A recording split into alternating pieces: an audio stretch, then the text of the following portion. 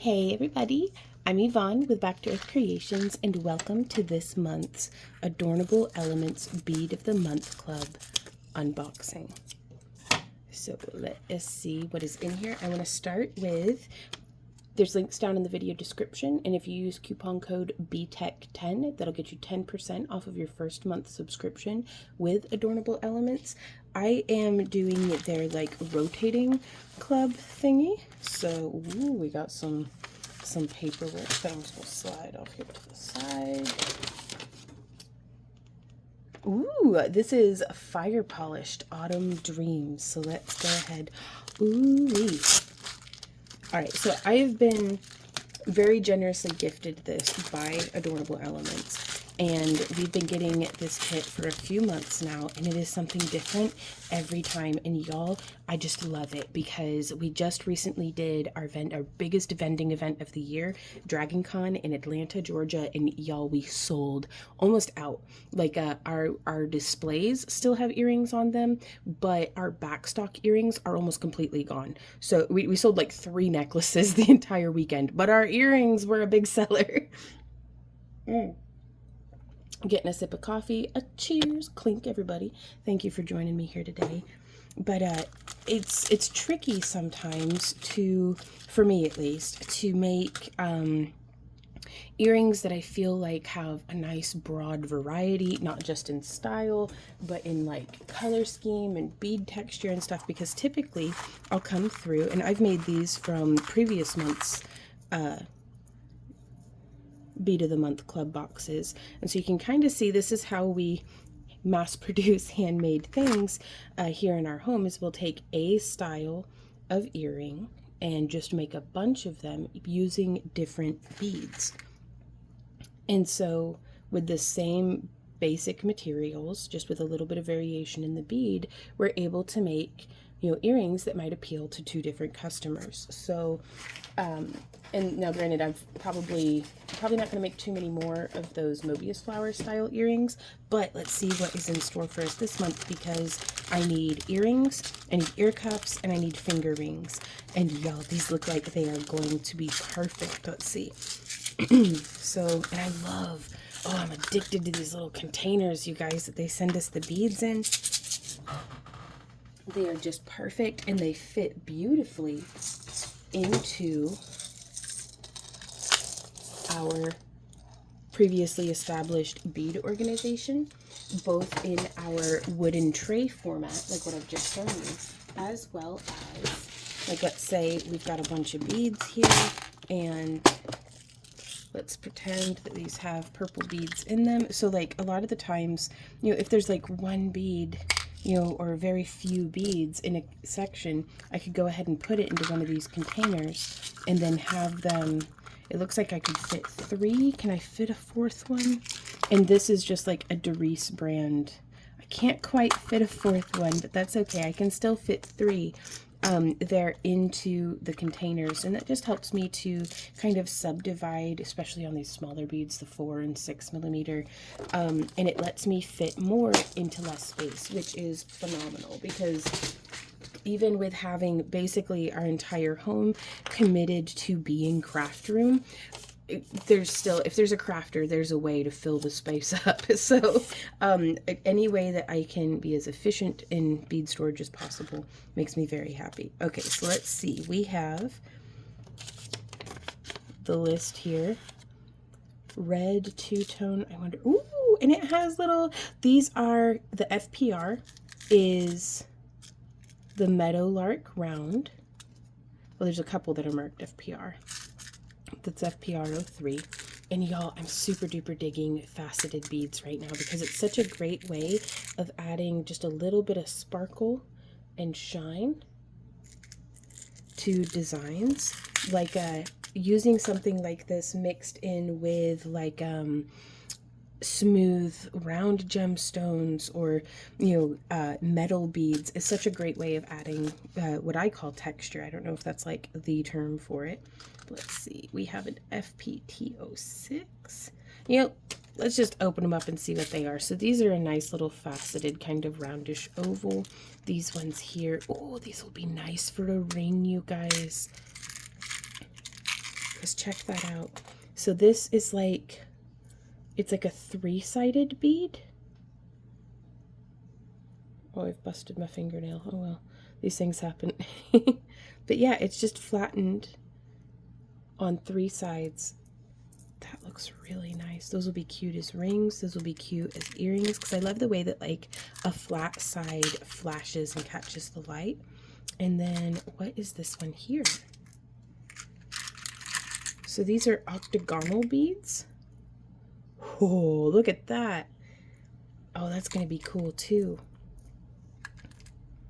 And so from a purely like mechanical, non-creative perspective, which is where I revert to whenever I'm very, very tired and just need to get work done, I would go through and I would choose my 3 favorite metal tones in 20 gauge, and then I would make like 3 rings in each of those metal tones with each of these. So I would make like 9 rings of each style, just for, you know, if I don't really know what else to do, and I would just kind of bust out some simpler designs.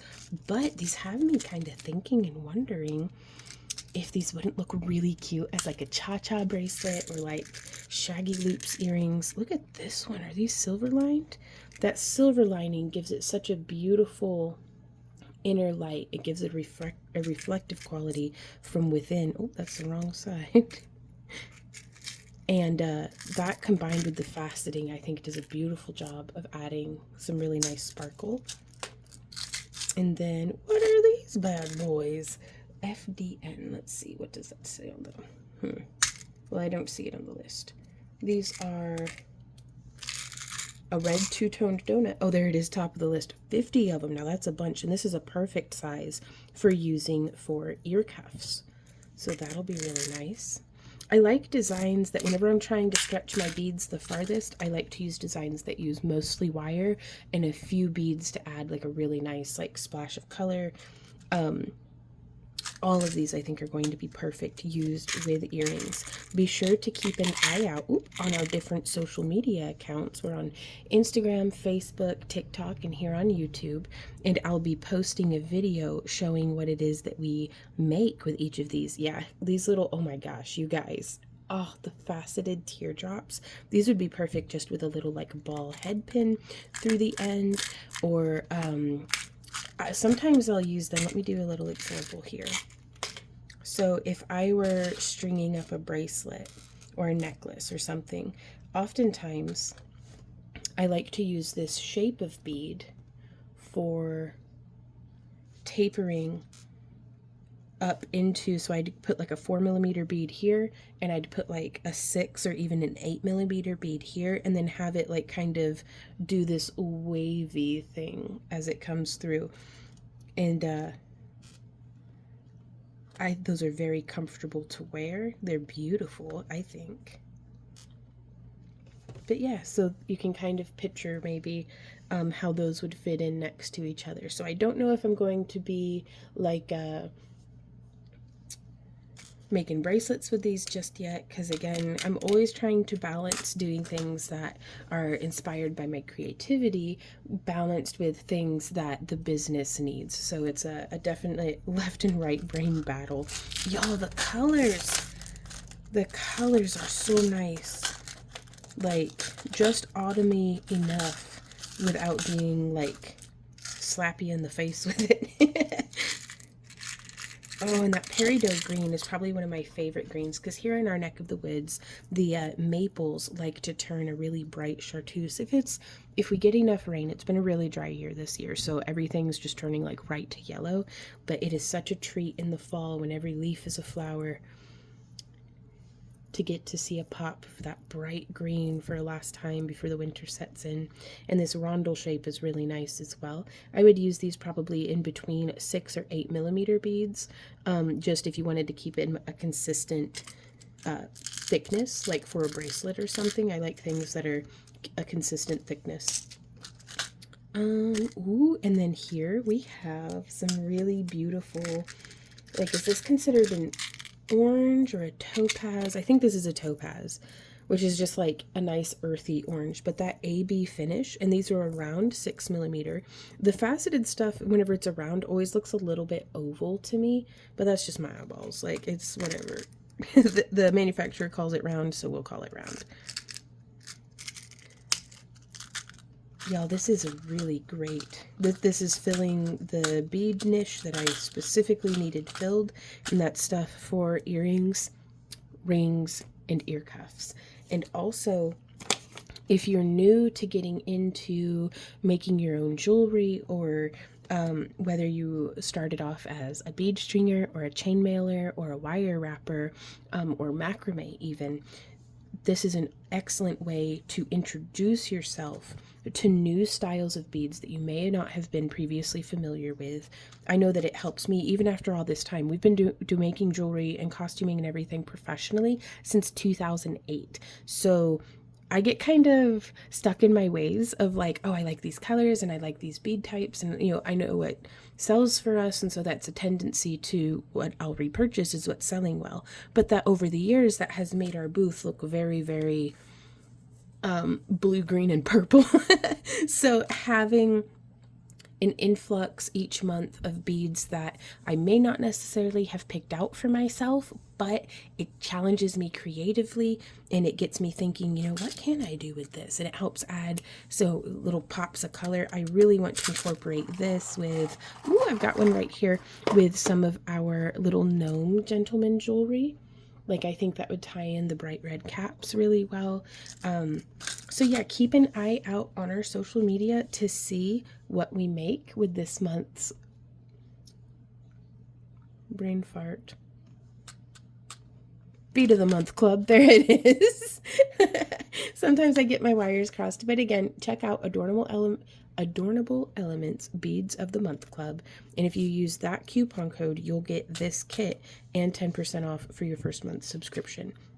So thank you again so much to the folks with Adornable Elements, and I will see y'all in our next video. So until then, be sure to sign up for our free newsletter at backtoearthcreations.com so you stay up to date with new tutorials and whenever we have our impromptu live streams. And I'll see y'all next time. Happy crafting. Mwah. Bye.